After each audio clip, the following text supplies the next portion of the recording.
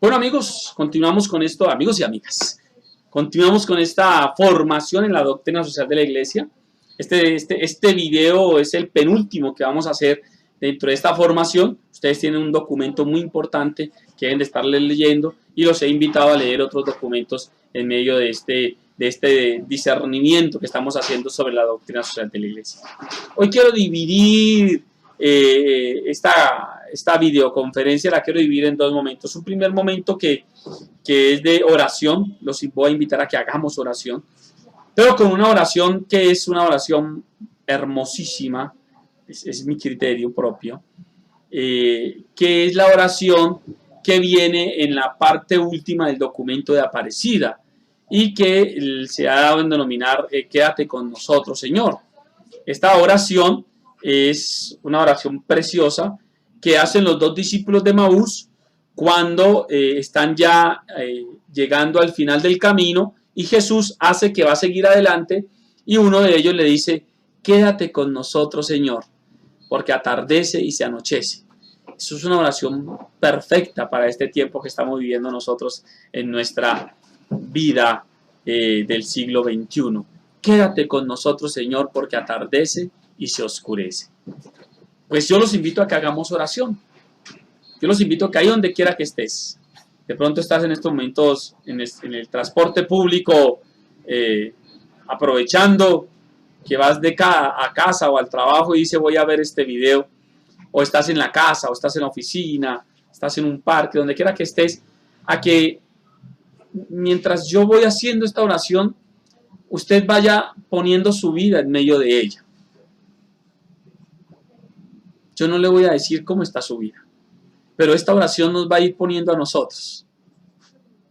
Que tú te pongas en medio de la oración, que te subas en la oración. Esa es como la invitación.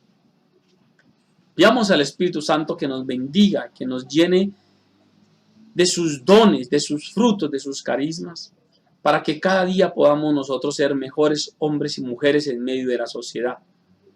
Que esto que hemos estado recibiendo de formación en doctrina social de la Iglesia sea para que cada vez nuestro ser de cristianos sea testimonio de gozo, de esperanza, de justicia en medio de la sociedad.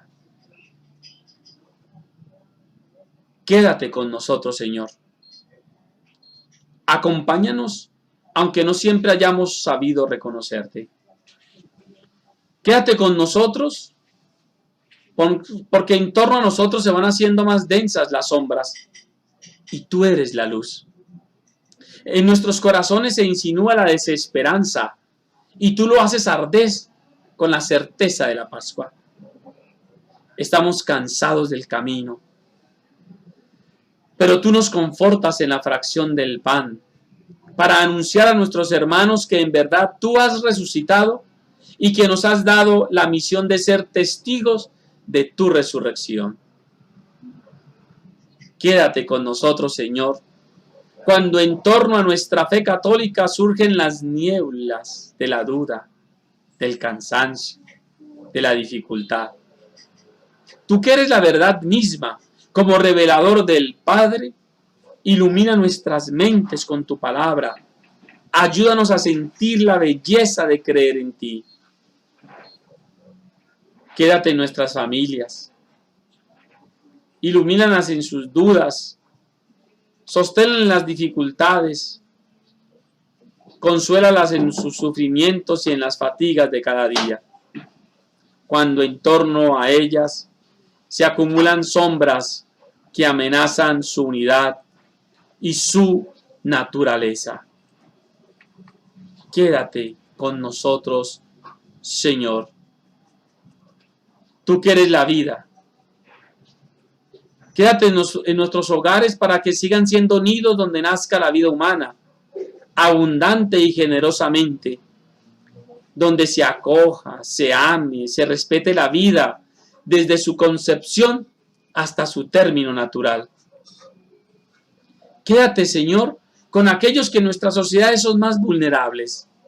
Quédate con los pobres y humildes, con los indígenas y afroamericanos, que no siempre han encontrado espacios y apoyo para expresar la riqueza de su cultura y la sabiduría de su identidad. Quédate, Señor, con nuestros niños y con nuestros jóvenes, que son la esperanza y la riqueza de nuestro continente. Protégelos de tantas insidias que atentan contra su inocencia y contra sus legítimas esperanzas. Oh, buen pastor, quédate con nuestros ancianos y con nuestros enfermos. Fortalece a todos en su fe para que sean tus discípulos y misioneros. Amén. Gloria al Padre, gloria al Hijo y gloria al Espíritu Santo, como era en un principio, ahora y siempre, y por los siglos de los siglos. Amén. Bien, amigos, hemos puesto en manos de Dios en este momento de oración a la sociedad. Y me voy a quedar con lo último, ¿no? Con ese último momento de poner en las manos del Señor a los más humildes y a los que más sufren. Y qué bonito es que podamos entonces nosotros hoy decirle al Dios de la vida que nos permita que esta doctrina social de la Iglesia sirva para algo. Si la doctrina social de la Iglesia y lo que hemos aprendido en estos semestres en la escuela de discipulado misionero no nos sirve para ser mejores, estamos fregados, estamos perdiendo el tiempo. Esto de la doctrina social de la Iglesia me tiene que llevar a ser un mejor discípulo misionero. Y por eso hemos aprendido y por eso hemos enseñado y por eso nos hemos esforzado por decirles a ustedes cómo desde la palabra de Dios, cómo desde la persona adorable de Jesucristo, cómo desde la misma visión de la naturaleza, podemos nosotros extraer lo que debo de hacer en medio de esas realidades. Y hemos estudiado algunos documentos y hemos revisado aquí, hemos revisado allá. No, nos hemos metido. ¡Qué bueno! Y este penúltimo video de esta serie que nos habla de la doctrina social de la Iglesia va a llevarnos a hablar sobre una encíclica reciente que aún no la han incluido entre las encíclicas sociales, pero que trae un contenido social inmensamente bueno. Y quiero decirles aquí que la oración que acabamos de hacer, que es del documento de Aparecida, está muy en consonancia con Evangelii Gaudium. Esta exhortación apostólica sobre el anuncio del Evangelio en el mundo actual, y que es el primer documento del cual el único responsable es el Papa Francisco. Pero vengo a unir esos dos momentos. El único que hizo este documento, Evangelii Gaudium, es el Papa Francisco. Pero si miramos entonces hacia atrás, vamos a mirar a Aparecida, que es de donde sale esta oración. Aparecida tuvo un secretario, el secretario de actas, que era el responsable de redactar todo lo que las comisiones de trabajo iban haciendo y iba generando el documento de Aparecida. El secretario de actas, el secretario de redacción del documento de Aparecida era un cardenal llamado Bergoglio de Argentina, el Papa Francisco después. Es decir, Aparecida y Evangelii Gaudium se podrían leer como un solo cuerpo. Aquí estoy imaginándome yo a el Evangelio de Lucas y Hechos de los Apóstoles. Un solo documento. Cuando nosotros vamos a estudiar, nos metemos en Evangelii Gaudium, vamos a descubrir una gran cantidad de rastros que vienen de Aparecida. Y pues claro, quien redactó Aparecida fue Francisco. Y vamos a mirar cómo entonces Aparecida ilumina el ministerio de Francisco, ilumina el magisterio de Francisco. Un magisterio que más que oír, más que escuchar, más que leer, es un magisterio para ver. Por allá en otro curso les decía yo que uno, a Juan Pablo II, uno iba a escucharlo. Porque qué forma de hablar tan sabrosa de Juan Pablo II. Y cuando se emocionaba era con una parresía que hablaba, que lo emocionaba a uno y le hacía entender las cosas del Evangelio. A Benedicto XVI había que leerlo. Hay que leerlo para uno entenderlo. ¿Por qué? Porque es alemán. Y entonces, alemán y maestro. Entonces era primero, segundo, tercero, tercero A, tercero B, tercero C, cuarto, quinto. Hay que leerlo. Pero a Francisco hay que ir a verlo, porque es el obispo de la acción, de bajarse del carro e ir a abrazar al enfermo, de ir a la casa de la señora más humilde, de almorzar con los empleados, de abrir su casa, de ir a ver uno, a verlo, ¿no? Y aquí me estoy acordando de Zaqueo, que fue a ver a Jesús, las acciones de Jesús.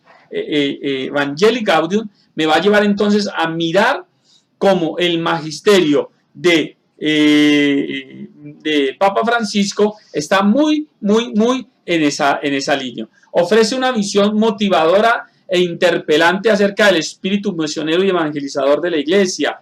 Todo, pues, a partir de una transformación misionera, en la que no rehúye el análisis de la sociedad actual. Es más, ofrece, diría yo, claves para el anuncio evangélico en el mundo actual y para mi actuar ético-moral en esa sociedad. El documento, yo he tenido oportunidad de leerlo unas 4 o 5 veces. Cada vez la he leído con unos lentes diferentes. El primer lente que lo leí fue La Paz, porque estaba en algunos procesos de la Vicaría de la Reconciliación y la Paz de la Arquidiócesis de Cali. Después pasé a la Pastoral Social, entonces vamos a mirar y a estudiar esto dentro de la doctrina social de la Iglesia que hay. Pero después pasé al campo de la catequesis y entonces empezamos a trabajar desde la mirada de la catequesis. ¿Qué decía Evangelii Gaudium desde la catequesis? Y entonces empezamos a observar esa mirada y después hacerle una mirada desde lo que podría aportarle al plan pastoral de la Arquidiócesis de Cali. Y así, cada vez una mirada diferente. Pero cada vez que uno se mete a Evangelii Gaudium y la exprime, van a salir cuestiones sociales importantísimas. Dentro de esas líneas generales está la inclusión social de los pobres, la paz y el diálogo social e indudablemente la influencia del Espíritu Santo en medio de mi realidad personal para actuar en la sociedad. En el numeral 24, por ejemplo, aparecen los 5 verbos que nos propone el Papa como acción mía en medio de la sociedad. Se los dejo de tarea, búsquenlo, numeral 24, Evangelii Gaudium. Verbos que yo, sin ser un erudito en la materia de la doctrina social de la Iglesia, creo que en algún momento van a aparecer en el compendio de la doctrina social de la Iglesia. La exhortación está estructurada en una introducción y 5 capítulos. La introducción es la transformación misionera de la Iglesia, en la crisis del compromiso comunitario, el anuncio del Evangelio, la dimensión social de la evangelización y evangelizadores con espíritu. Ahí están todos los capítulos en los cuales está dividido el documento. Volvamos a decirlos.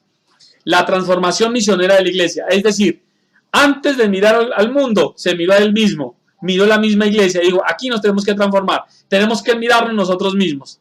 Y una mirada que ya tiene un juicio, ¿no? Y él está en todo su derecho de hacerlo. Tiene un juicio y hay que transformarse. Es decir, no parte diciendo, el mundo está mal, parte diciendo, hay que mirarnos nosotros mismos y hacer una transformación misionera de la Iglesia. Y habla entonces después en la crisis del compromiso comunitario, de cómo nosotros como Iglesia tenemos grandes dificultades para vivir como comunidad.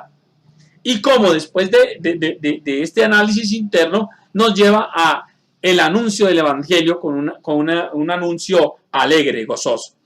Y ese anuncio tiene una dimensión social, que es el componente fuerte de la doctrina social de la Iglesia que aparece ahí. De hecho, hace referencia explícita a la doctrina social de la Iglesia el documento.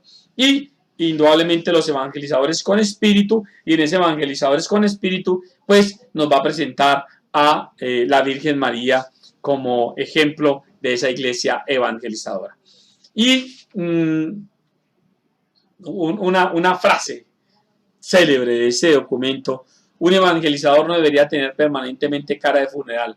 Recobremos y acrecentemos el fervor y la alegría. Elementos entonces que pone el Papa Francisco para decirnos a nosotros que necesitamos hacer una renovación de nuestra iglesia, y en esa renovación de la iglesia necesitamos transformar nuestra misión y hacer un anuncio nuevo. Por ahí en el numeral 27 habla de que sueño con una opción misionero capaz de transformarlo todo, para que las costumbres, los estilos, los horarios, el lenguaje y toda la estructura eclesial se convierta en un cauce adecuado para la evangelización del mundo actual, más que para la autopreservación. Imagínense. Nos está metiendo el dedo en la llaga con todas estas pastorales de mantenimiento, ¿no? De mantengo y miento, mantengo y miento. Nos dice, movámonos, desacomódense, hagan lío, le decía a los jóvenes por allá en uno de estos grandes encuentros. Hagan lío. Nos está invitando a salir, pero no a salir a decir nada, no, a salir para ofrecer a Jesucristo.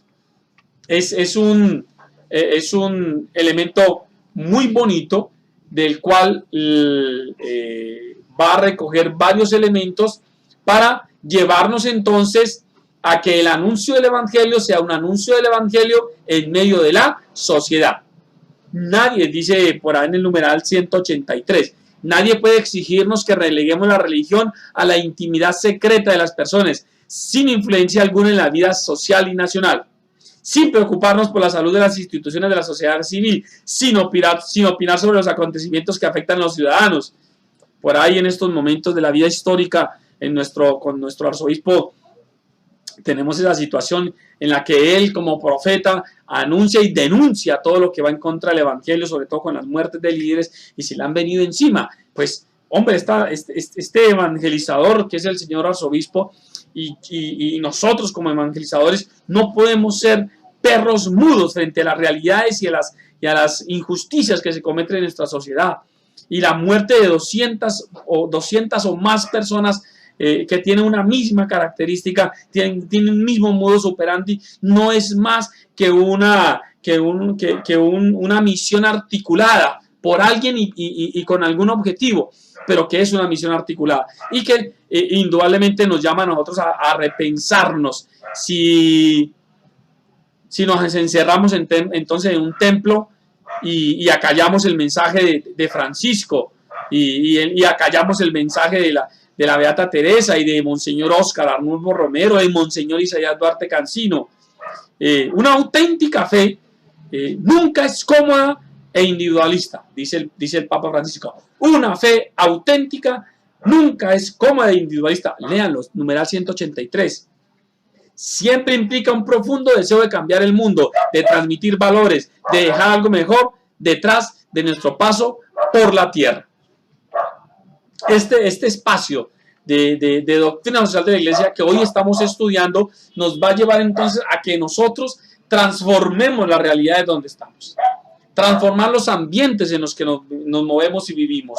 La doctrina social de la Iglesia no es un libro gordo de petete que no dice nada al mundo. Sí le dice al mundo. ¿Y quién se lo dice? Se lo dice a través de mi vida, de mi testimonio, de mis palabras, de mis pensamientos, de mis acciones.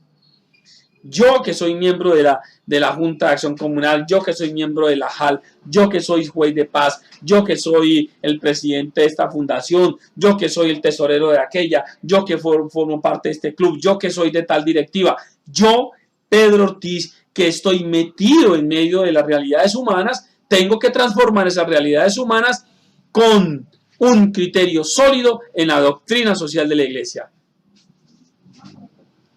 Así termine como mártir. Así termine como mártir. Pero el Evangelio se tiene que anunciar con la verdad. En el siguiente video vamos a mirar un poquitico cómo saber, cómo actuar en medio de esa realidad. Pero aquí lo importante es que nos metamos a ser evangelizadores en medio de la sociedad. Y esa misión que se nos da, no se nos da solos, se nos da con la efusión del Espíritu Santo. Una evangelización con espíritu es muy diferente de un conjunto de tareas vividas como una obligación pesada que simplemente se tolera. Cuando nosotros nos metemos a vivir como cristianos en medio de la sociedad y ponemos al Espíritu Santo por delante, es una misión que nos abre pasos, que nos abre caminos, porque el protagonista de la evangelización es el Espíritu Santo.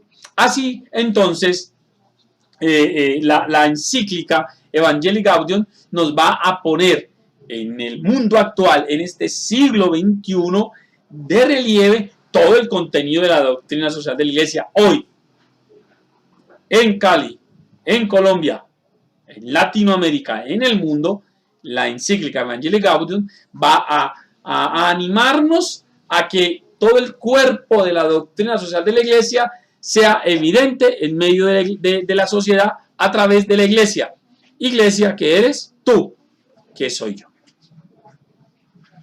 Los invito a que sigan leyendo el documento, los invito a que hagan la tarea, que se les ha dejado hace unos videos atrás, y los invito a que esta formación sirva para transformar nuestra vida. Gloria al Padre, gloria al Hijo y gloria al Espíritu Santo. Muchas gracias. No se olviden nunca de orar.